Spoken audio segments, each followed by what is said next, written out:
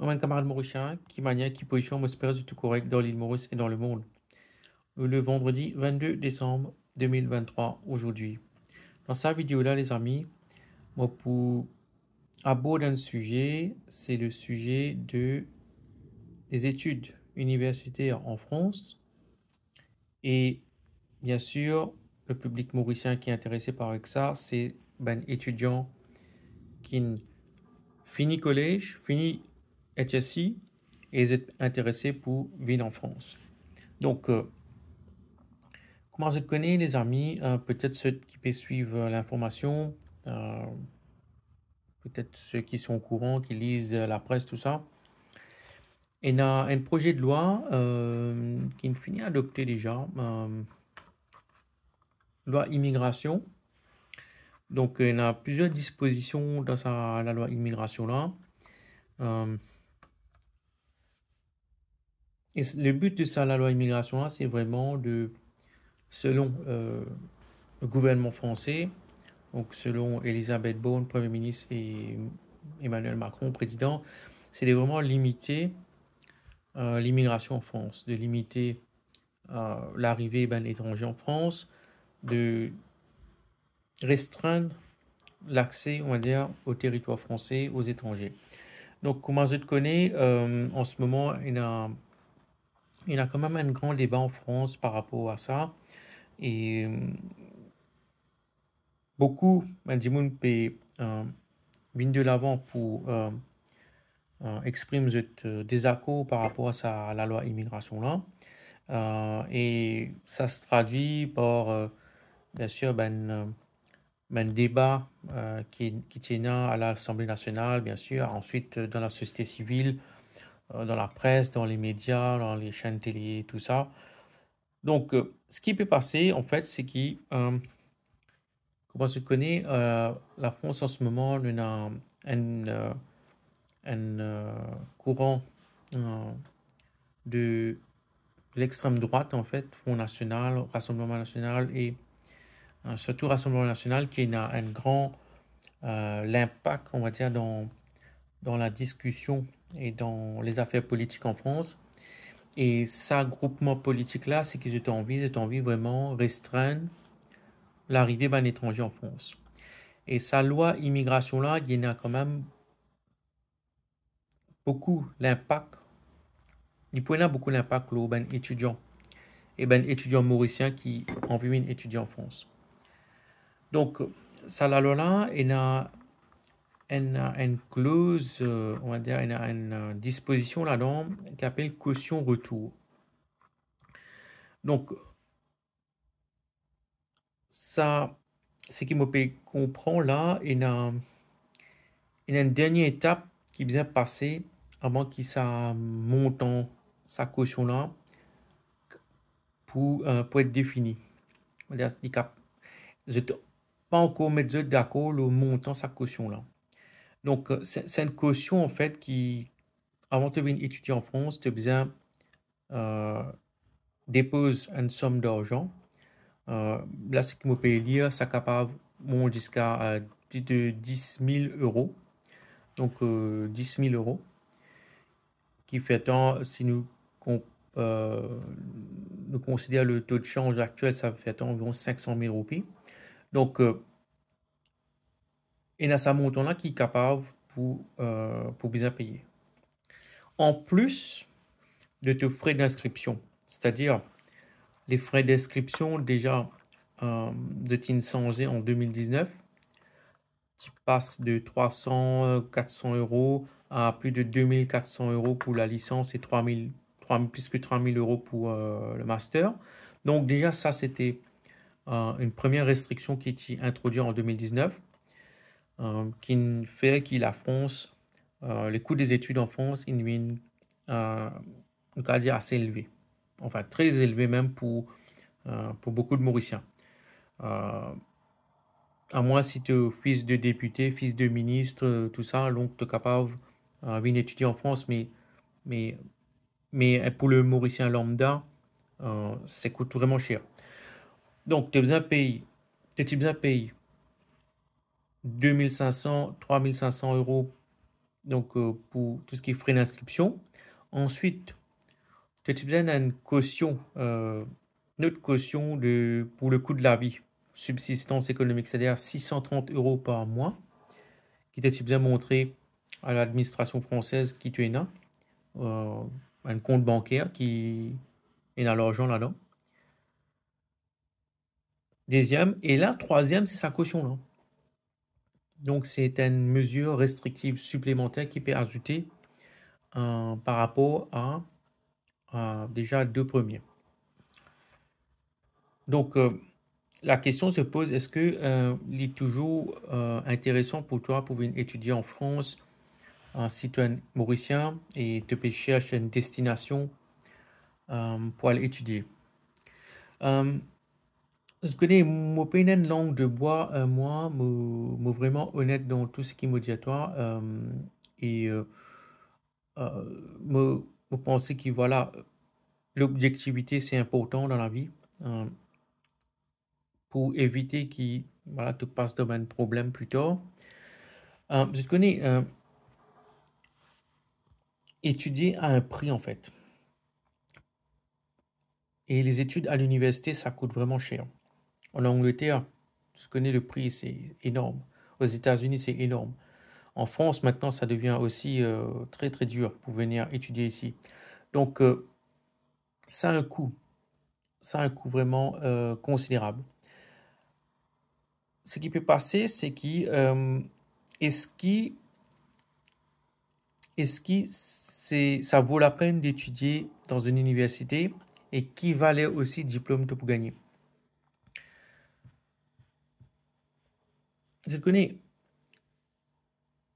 en 2023 et ça pour continuer arriver, c'est que dans le monde maintenant, nous avons beaucoup de diplômes qui pas pour valeur. Enfin, comment dire, pas pour valeur. Qui me peut dire, c'est euh, avec les nouvelles technologies, avec l'informatique, avec tout ce qui est école en ligne, tout ça, ben, il y a des gens qui forment par eux-mêmes. Je peux apprendre certains métiers par eux-mêmes. Je peux développer des compétences techniques, par exemple, par eux-mêmes. Le temps du diplôme, c'est un peu révolu, nous qu'à dire. Alors, est-ce qu'il vaut la peine de venir en France de faire une licence de psychologie? Peut-être, c'est bien. Peut-être. Si tu as dans l'université, tu as un professeur qui est un référent dans ce domaine-là, ça vaut la peine de capable étudier la psychologie, la sociologie, la psychologie, même l'ingénierie. Est-ce que ça vaut la peine de venir en France pour étudier l'ingénierie? L'ingénierie électronique ou mécanique, alors qu'il nous connaît que c'est l'Asie qui domine ces domaines-là en ce moment, la Corée, Singapour, Taïwan, la Chine, tout ça, qui sur tout ce qui est ingénierie électronique, c'est très très fort là-dedans. Donc est-ce que ça vaut la peine de venir étudier l'ingénierie électronique en France, l'ingénierie même informatique? Parce que si tu regardes par exemple l'Inde qui a beaucoup d'écoles de grande qualité, grande valeur dans le domaine ingénierie. Et quand j'ai fini d'étudier, beaucoup d'étudiants qui finissent d'étudier dans ce Indian Institute of Technology là dans l'Inde, ben, j'étais aux États-Unis, j'étais postuler, j'étais faire cette candidature, mettre cette candidature pour une université américaine. Donc, il y a une filière entre l'Inde et l'Amérique sur la partie IT. Donc, est-ce que ça vaut la peine de venir étudier en France? Mon fin d'études psychologie, sociologie, mon fin d'études aussi l'électronique, mon fin d'études aussi l'informatique. Est-ce que ça vaut la peine? Déjà dans ce domaine-là, la réponse c'est clairement non. Maintenant, en ce qui concerne le domaine médical, étudier la médecine. Ben, les études médicales en France, c'est vraiment très très long. Donc 9 ans pour être un généraliste et tu as besoin de 3 ans de plus pour une spécialisation. Donc, il a Mauricien, tu peux faire ça avant. Voilà, je tiens moyen, je famille à la moyen, je viens étudier en France, la médecine. Et bien sûr, il y a une pénurie de médecins en France et beaucoup de régions en France, il y a la campagne, tout ça, il y a un manque de docteurs. Il y a une affaire qui s'appelle numerus clausus, donc ça peut sauter, ça peut enlever. Numerus clausus là, que tu peux dire, c'est il y a un quota fixe d'étudiants qui sont capables d'étudier admis en école de médecine. Ok. Après 2 années de cycle, premier cycle d'études médicales. Donc là, numerus clausus là n'est plus en vigueur parce qu'avec Covid, tout ça donne rendu compte qu'il y a besoin de médecin. Mais après, voilà, si tu es médecin en France, moi, pour pas les détails de tout ça, mais médecin aussi, ça paye pas vraiment en France. Tu te fais beaucoup de sacrifices, tu te fais généraliste, spécialiste, tu sacrifies toi beaucoup, mais un médecin pas gagne bien sa vie en France. Ça, j'ai besoin de comprendre. Les consultations, sécurité sociale, donc ça paye pas bien un médecin en France. C'est quand même dans certains pays, quand tu es un médecin, tu as un statut, mais en France, tu payes un statut. Hein. Donc, ça, tu as besoin de comprendre. La France est un pays très socialiste, c'est le modèle entre l'Amérique et l'Union soviétique, la France. C'est bien qu'on comprend ça bien. Donc, mon fin de toi, combien frais d'inscription peut venir? Donc là, capable, ben, frais d'inscription là, c'est pour augmenter un petit peu, ne pas connaître. Ça dépend aussi des écoles, l'école de commerce, tout ça. Est-ce que ça vaut la peine de venir étudier commerce en France, commerce international? Bon, pas connaître. Qui t'objectif, est-ce que tu as envie de rentrer dans une grande école de commerce comme HEC, tout ça? Et ça coûte énormément cher. Après voilà, est-ce que c'est un modèle qui t'a envie pour toi, continuer de travailler pour une grande entreprise, une entreprise ici, tu appelles ça CAC 40. Donc, est-ce que c'est toujours pertinent en 2023 avec tout ce qui nous peut trouver peut passer dans le monde? Toi, en bas, toi, une filière MBA ou commerce. Le MBA, pour moi, franchement, ça n'a pas de valeur, le MBA, malheureusement. Je ne vais pas dire heureusement, malheureusement, mais ça n'a pas, pour moi, ça n'a pas la pertinence en 2023. Tu as fait un MBA ou tu as une grande école de commerce pour toi le travail d'un un grand groupe à l'international. Allez, peut-être que toi, tu es d'accord avec ça, tu veux travailler dans un grand groupe, mais l'idée, en fait, c'est que tu fais un peu de tout ça parce que je vais trouver qu'il y a de plus en plus de restrictions en ce moment pour un étranger en France, pour un étudiant étranger, pour les étrangers en général. Et est-ce que ça vaut la peine de investir autant d'argent de venir étudier en France, mais après, de vous êtes donné une caution? Si tu pas retourné de ton pays, ben, ta caution enlevée, c'est à 500 000 roupies, c'est quand même énorme.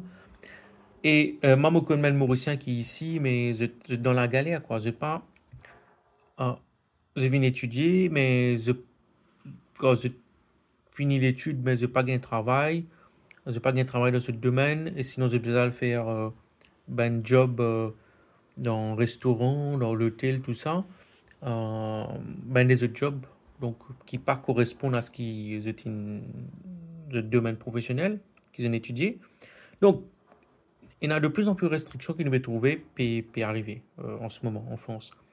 Et ça pour continuer. L'Europe, voilà, il y a un sentiment quand même euh, par rapport à beaucoup, disons-le franchement, cette mesure-là, c'est vraiment ciblé pour ben étrangers africains, ben étrangers, nous regardons des fois asiatiques, mais surtout africains, nord-africains, africains.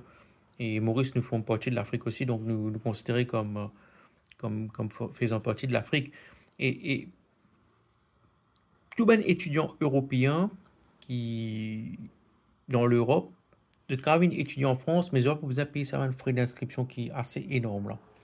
Donc ça, les destiné au reste du monde, donc aux Africains, aux Asiatiques, allez, aux pays plus pauvres, aux pays du tiers-monde, on va dire, pour être plus simple, pour être pour dire les choses comme il faut.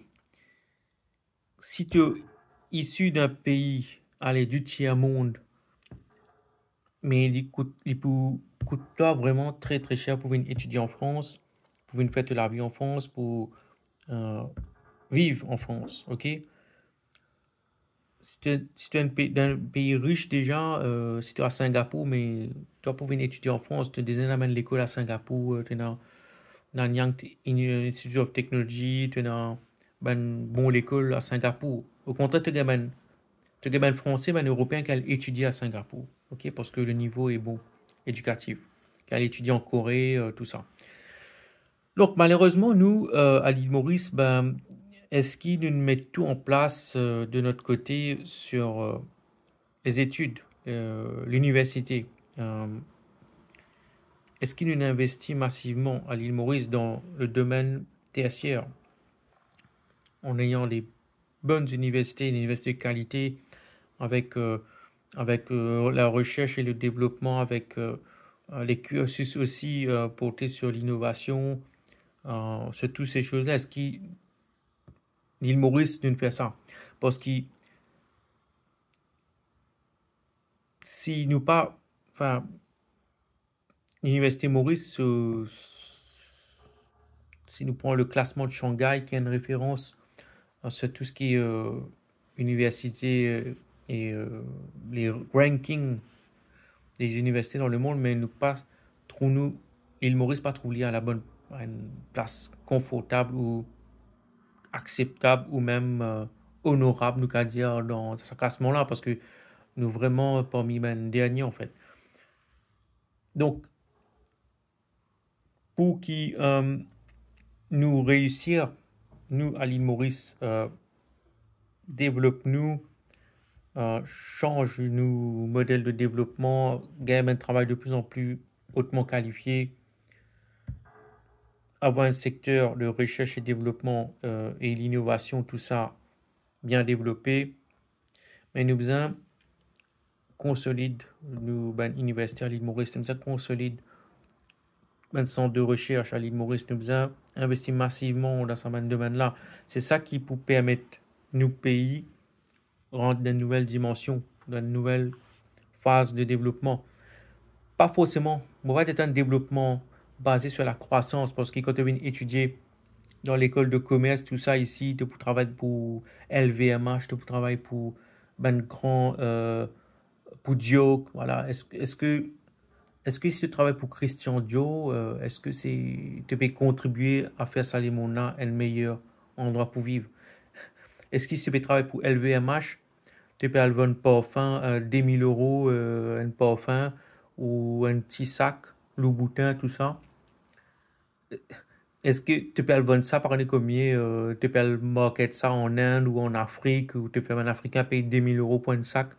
Mais est-ce que tu peux contribuer à faire de ce monde-là un meilleur endroit pour vivre, que tout le monde a accès à l'éducation, à l'eau, à la nature, à la liberté? Est-ce que tu peux contribuer à ça? Non. Donc c'est surtout ultra riche dans ce pays tiers monde là qui peut acheter ça projet, ça truc là quoi, ça marchandise de luxe là. Est-ce qu'il Mauricien nous pas acheter ça? Non. Donc ce qui me dit toi, nous bisons à l'île Maurice consolide nos cursus universitaires, nos filières universitaires. Il y a une meilleure université et meilleure faculté. Il attire du monde qui ont envie, depuis l'Afrique, tout ça, qui ont envie de étudier ici. Donc, ce qui me tient envie de dire dans cette vidéo-là, les amis, voilà, donc les frais d'inscription, la caution, montant de cette caution va peut-être va être décidé prochainement. Si ça peut, comme on disait, ça peut atteindre 10 000 euros. Donc, c'est un budget très conséquent pour toi, pour toute la famille. Et quand tu viens ici, 630 euros, nous connaissons par mois, c'est le strict minimum pour te vivre correctement. Tu as besoin d'au moins 800 euros au mois. Et parce qu'il y a l'inflation, tout ça. Donc, tout ça, c'est à prendre en compte, les amis. Je tenir à dire ça dans cette vidéo-là. Et réfléchis bien avant de prendre une décision. Merci.